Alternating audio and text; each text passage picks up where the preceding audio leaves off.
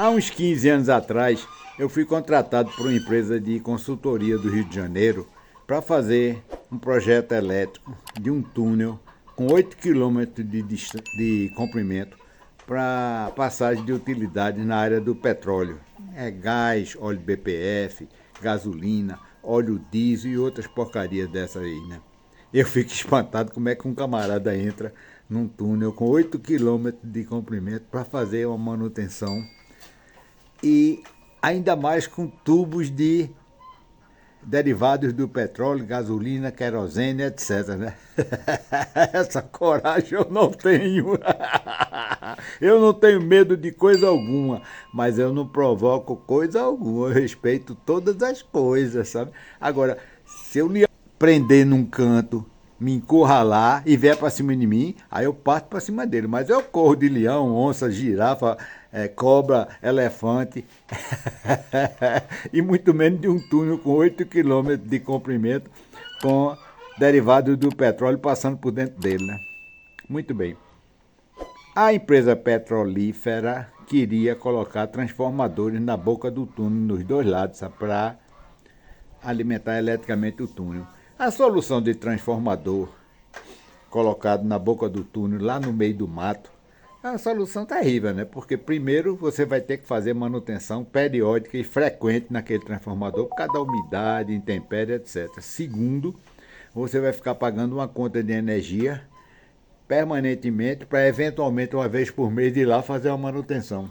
Então eu propus à empresa não botar transformador, não fazer subestação lá, e sim deixar um quadro geral na entrada de cada túnel, com possibilidade de você chegar lá com a picape com o gerador, interligar o gerador no quadro geral e ligar o gerador e fornecer energia através de gerador, né?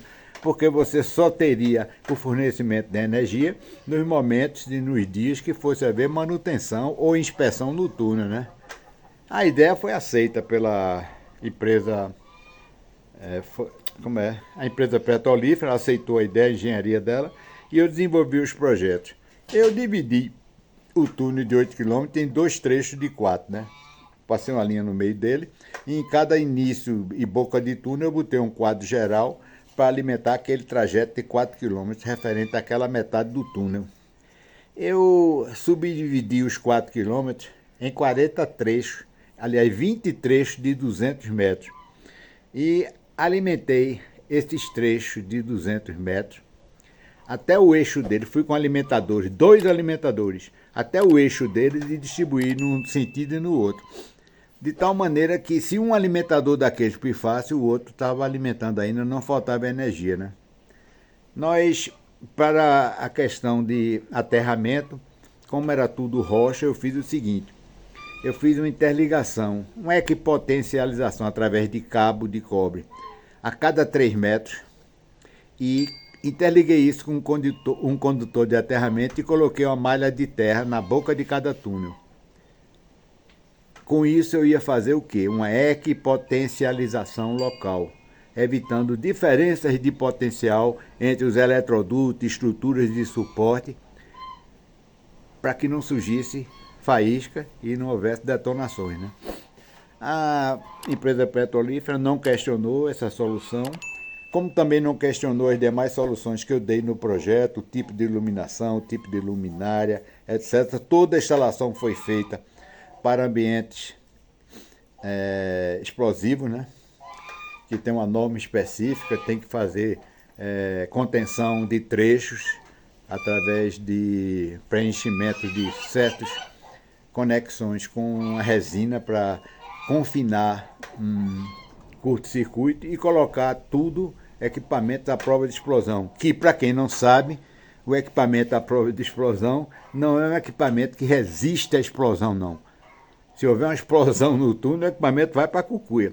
Esse equipamento à prova de explosão, ele, caso haja uma explosão interna devido a um curto, ele não libera gases no ambiente a uma temperatura que provoque ignição de inflamáveis.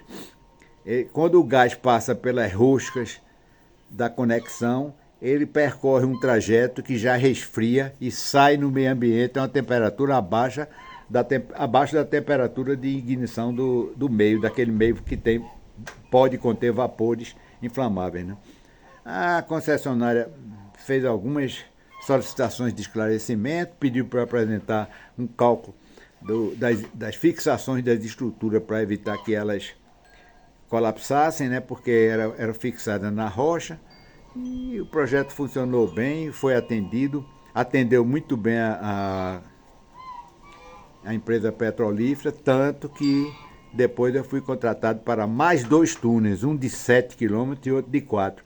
E também fiz os projetos e espero que a solução que eu dei sirva de exemplo para outros projetos que com certeza essa petrolífera já deve ter executado, né?